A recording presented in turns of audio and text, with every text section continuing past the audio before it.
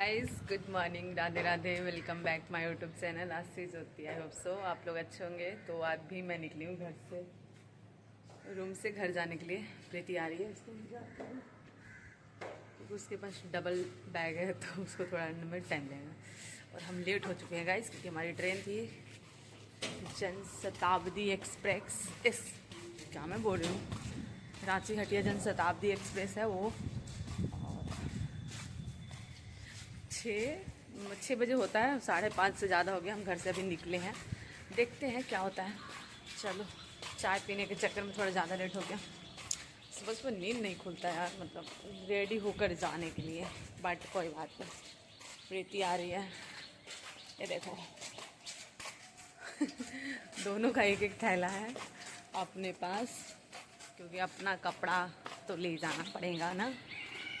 चलो मैं आपके साथ शेयर करती हूँ आज हमारे साथ जो एक इंसिडेंस हुआ। वो हुआ क्या कि हम लोग ना निकल गए घर से, और घर से कैश लेकर नहीं निकले क्योंकि मुझे ऐसा लग रहा था मेरे अकाउंट में पैसे हैं, फ़ोन पे दे देंगे, और कैश लेकर नहीं निकले। और फ़ोन पे का क्या पंगा हुआ कि कल रात को भोलू जाकर मेरा फ़ोन का सारा पैसा खर्च कर दिया था। और मेरे माइंड में था कि मेरे फ़ोन में पैसे तो हैं। अब देखो हम लोग के पास कितना पैसा हो सकता है आप उम्मीद कर सकते हो, बहुत ज़्यादा पैसा तो होते नहीं है, वही 200-250 पैसे होंगे। तो मुझे लगा मेरे अकाउंट में है। जब मैं ऑटो में बैठी, ना तो मेरे पास कैश ना मेरे फ़ोन में पैसे। जब मैं उसको स्कैन करके दे रही हूँ, मेरे में दिखा रहा है आपके फ़ोन में इतना पैसा है ही नहीं। अब मेरा माइंड सनका, मैं क्या करूँ, सुबह के 6 बजे मैं किसको कॉल करूँ। फिर मम्मी को कॉल की, मम्मी फ़ोन पे चलाती नहीं है। भोलू फ़ोन उठा नहीं रहा था क्योंकि उस फ़ोन ऑफ करके सोया हुआ था। मैं अपनी फ्रेंड को कॉल की, वो भी नहीं उठाई। फिर एक फ्रेंड को कॉल की, वो भी नहीं उठाई। एक फ्रेंड उठाई तो मुझे 20 रुपीज़ शेयर की, क्योंकि उसके पास 20 रुपीज़ ही था। मुझे इतना हंसी आ रहा था उस चीज़ को लेकर कि यार हम मतलब ऐसे कैसे हो सकता है, मैं गरीब, मेरी फ्रेंड भी गरीब, सब लोग गरीब। और मतलब इतना गुस्सा आया ना उस टाइम। फिर मम्मी को बोली कि मम्मी जाओ किसी से फ़ोन पे करवाओ, वरना तो ऑटो वाला हमें जाने नहीं देगा। फिर विद 10 सेकंड के अंदर ना मम्मी पैसा, मतलब 10 मिनट के अंदर, सॉरी गाइस, और स्टेशन पहुंचते पहुंचते मम्मी पैसा सेंड की 200 रुपये। तो फिर मैं ऑटो वाले भैया को दे कर हम लोग वापस गए। और बहुत ही लाचार, बहुत ही बेबस लड़की है। देखो उसका शक्ल देखो, ऐसा लग रहा है ना जैसे उसको कोई मार के उठा कर ले आया है। इतना बेबस लड़की हम दुनिया में नहीं देखे। देखो उसको, मतलब उसको कोई भी देख रहा है ना तो एक बार घूम के देख रहा है, क्या लड़की है यार। कसम से। अभी हम गया पहुंच चुके हैं, अब जाना है गया से अपने घर। एंड सच में ये बात देख कर ना, जो मैं आपको बताई कि पैसे वाला, मुझे इतना गुस्सा आया भोलू पे कि पूछो मत। उस टाइम मुझे ऐसा लगा था अब मैं क्या बोलूँ, ऑटो में इतने लोग बैठे, मुझे इतना शर्म आ रहा था मैं उनको बोलूँ मेरे पास पैसे नहीं है। तो कभी कभी ऐसा चीज़ होता है ना। और मुझे उस टाइम भोलू पे बड़ा गुस्सा आ रहा था कि बिना पूछे मेरे अकाउंट का पैसा खर्च कर दिया। और मेरे माइंड में था कि मेरे अकाउंट में पैसे हैं, मैं चली जाऊँगी। बट छोड़ो, कोई नहीं, कभी कभी ऐसा इंसिडेंस होता है। आपके साथ होता है कि नहीं? मेरे साथ तो बहुत ही मतलब भयंकर ये था। मुझे बहुत बुरा लगता है किसी को मैं पैसा ऐसे ऑटो में बैठ कर नहीं दे रहा, कितना बुरा लगता है। ऑटो वालों को बोलोगे ना तो वो लोग को लगता है ये बहाना कर रहे हैं, बट ऐसा नहीं था, हम लोग बहाना नहीं कर रहे थे गाइस। फाइनली मैं अपने होम टाउन पहुंच गई हूँ, रफीगंज। यस, मैं यहाँ पे 7 साल रही हूँ। 7 साल 8 साल रहे, 8-9 साल। देखो हमारे साथ मेरी एक कन्हैया बहन है, कोई दिक्कत नहीं है। और अभी हम ऑटो पे बैठे हुए हैं, देखो ऑटो कब जाता है आई डोंट नो, बट बैठ गए हैं। फाइनली अब घर पहुँच जाएंगे क्योंकि गाँव का ऑटो मिल चुका है हमें। ये है हमारा पुलिस स्टेशन, दिख तो रहा है, नहीं छोड़ो क्या ही मैं दिखाऊं। मतलब यहाँ से हमारी पीछे वाला कहाँ से दिखेगा, यहाँ से हमारी बहुत पुरानी यादें हैं, क्योंकि हम यहाँ पे रहे हैं। अपना होता है ना कि एक ज़िंदगी का पीक साल होता है, जैसे 8, 9 नहीं 10, 11, 12 ग्रेजुएशन, पूरा 8 साल यहाँ पे रहे हैं। तो देखो ये भी जाएंगी संखुआ। हाँ, बूढ़ा बूढ़ी के बेचारी मेरे गांव की दादी जी। ये देखो इसको अच्छा से। चलो चलते हैं घर, फिर मम्मी से मिलवाएंगे मम्मी।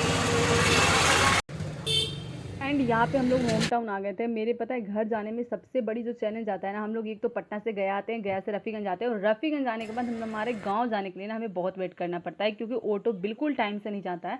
वो लोग मतलब अपने मर्जी के मालिक होते हैं, उनको 2 घंटे बाद जाना है, 3 घंटे बाद जाना है, तभी जाएंगे। और इतनी गर्मी में हम लोग मतलब 10:30 में पहुँच गए। उसके बाद हम लोग 12 बजे ऑटो खुलेगा तो हमें लगी बहुत जोरों की भूख, तो मैं खाने आ गई गुपचुप। प्रीति को बोली तो बोली नहीं हमको ला कर दे देगी तो ठीक है, वरना हम ऑटो से बाहर नहीं जाएंगे। हम बोले कोई बात नहीं, चलो हम जाते खाते हैं। मुझे बहुत टेस्टी लगा ये गुपचुप। उसके बाद यहाँ पे आइसक्रीम था, बिक रहा था, तो हम उसके लिए भी ले लिए कि चलो कोई बात नहीं, इतना तो कर ही सकते हैं। लेकिन बहुत गुस्सा आता है कभी कभी गाइस, मतलब बिल्कुल करने का मन नहीं होता, क्योंकि कहीं आप बाहर जाते हो ना तो आपका मन ऐसा होता है दोनों साथ में चीज़ें करें, लेकिन नहीं, वो इतना उसका शरीर ऐसा हो जाता है, वो ठीक है हमको देगी तो खाएंगे, नहीं देगी तो कोई बात नहीं, देगी तो ये करेंगे, नहीं देगी तो कोई बात नहीं। लेकिन कोई बात नहीं, मैं सोची चलो दे देते हैं, क्या ही है, उसके लान कर दे के दिए।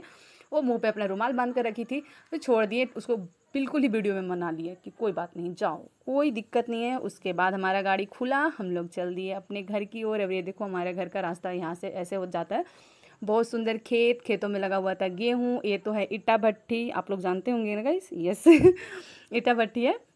एंड ये जो नदी है, नदी आपको दिख रहा होगा, इसको हम बोलते हैं अदरी नदी, I think, yes guys Adri नदी बोलते हैं, छोटा नदी है। एंड ये है ईटा भाटा। अब हम जाएंगे घर पे और करेंगे बहुत सारा बहुत सारा दहावा नदी बोलते हैं गाइस, सॉरी देखो मैं वर्स कर रही हूँ, पीछे से आवाज़ रही है प्रीति, किसको दहावा नदी बोलते हैं, लेकिन इसको कहीं पे भी वैसा जिक्र नहीं है, मतलब आप स्टडी करोगे तो वहाँ पे जिक्र नहीं है, छोटा मोटा नदी है बट हाँ है। और ये ईटा भाटा। उसके बाद हम जाएंगे घर, घर पे करेंगे बहुत सारे इंजॉय। और मतलब इतनी गर्मी लग रही थी ना, अभी हम जा रहे थे तो हमारे गाँव में ना भी सिर्फ 1-2 ऑटो जाता है, इससे ज़्यादा नहीं। आप लोग बोलते हो ना घर क्यों नहीं जाते हो, घर पे क्यों नहीं रहते हो। मेरे जो गांव का हालात है ना, मतलब ऐसा तो मेरे गांव बहुत प्यारा है, ऐसा नहीं है, लेकिन हमारे घर में नेट नहीं चलता, हमारे घर में मतलब इतनी दिक्कत हो जाती है ना, पूछो मत। और प्रीति जाते के साथ मम्मी से बाल कटवाने लगी, क्योंकि हम लोग को शादी इंजॉय करना है। आप लोगों को पता है नेक्स्ट जो ब्लॉग आएगा ना वो शादी वाला होगा।